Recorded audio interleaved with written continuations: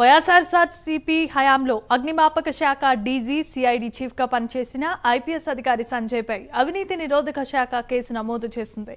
అగ్నిమాపక శాఖలో ఎన్ఓసీలు ఆన్లైన్లో జారీ చేసేందుకు అగ్ని ఎన్ఓసీ వెబ్సైట్, మొబైల్ యాప్ అభివృద్ధి, నిర్వహణ, 150 ట్యాబ్ల సరఫరా కాంట్రాక్ట్ను సౌత్రిక టెక్నాలజీస్ అండ్ ఇన్ఫ్రా సంస్థకు సంజయ్ అప్పగించారు.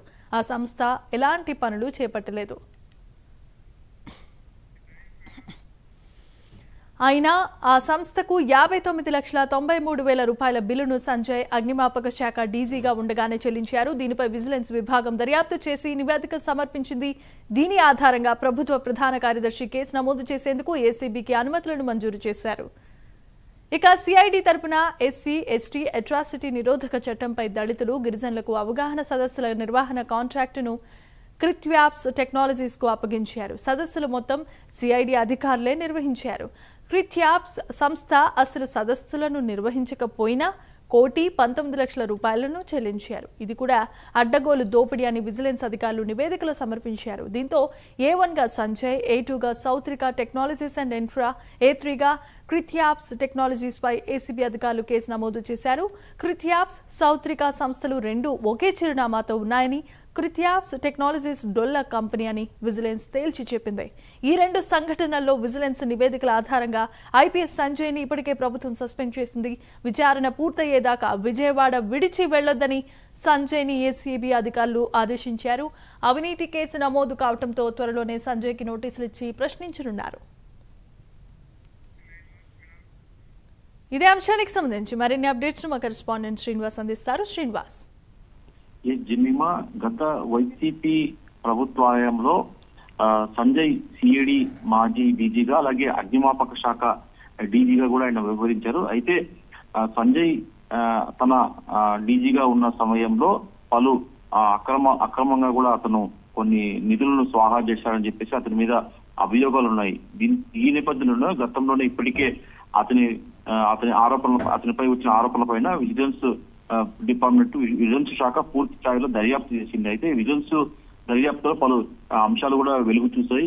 ఈ నేపథ్యంలోనే అతని పైన ఆరోపణలు కూడా రుజువు కావడంతో విజిలెన్స్ నివేదిక ఆధారంగా కూడా ఇప్పటికే ప్రభుత్వం అతన్ని సస్పెండ్ చేసింది. అయితే విజిలెన్స్ ఇచ్చిన నివేదికలో కొన్ని సాక్ష్యాలు, కొన్ని ఆధారాలు చూసి దాని ప్రకారం చూసుకుంటే అతని పైన ఈరోజు కొంచెం క్రితమే సిఐడి మాజీ డీజీ సంజయ్ పైన కూడా ఏసీబీ అవినీతి నిరోధక శాఖ కేసు నమోదు చేసింది.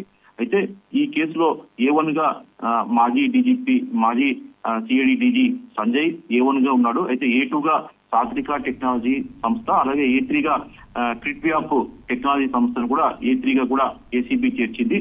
ఏసీబీ అగ్నిమాపక శాఖ డీజీగా, అలాగే సిఐడి డీజీగా ఉన్న సమయంలో అవినీతికి పాల్పడినట్టు కూడా ఇప్పటికే విజిలెన్స్ ఎన్ఫోర్స్మెంట్ నివేదిక ఇచ్చింది. ఈ నివేదిక పరిశీలించాక సంజయ్ ను సస్పెండ్ చేసింది ప్రభుత్వం. ఈ నివేదికను కూడా ఏసీబీకి పంపాక ఏసీబీ కూడా అతని మీద ఏసీబీ కేసు నమోదు చేసి విచారణ చేపట్టేందుకు కూడా ఇప్పటికే సిఎస్ నీరబ్ కుమార్ కూడా ఏసీబీకి అనుమతించారు. ఈ నేపథ్యంలో ఏసీబీ ఈ రోజు అతని మీద సంజయ్ కుమార్ పైన కూడా కేసు నమోదు చేసి దర్యాప్తు ప్రారంభించింది. ప్రాథమిక సాక్ష్యాధారాలు కూడా ఉండడంతో సంజయ్ కేసు ఏసీబీ విచారణ చేపట్టి ఈ రోజు కేసు నమోదు చేసింది.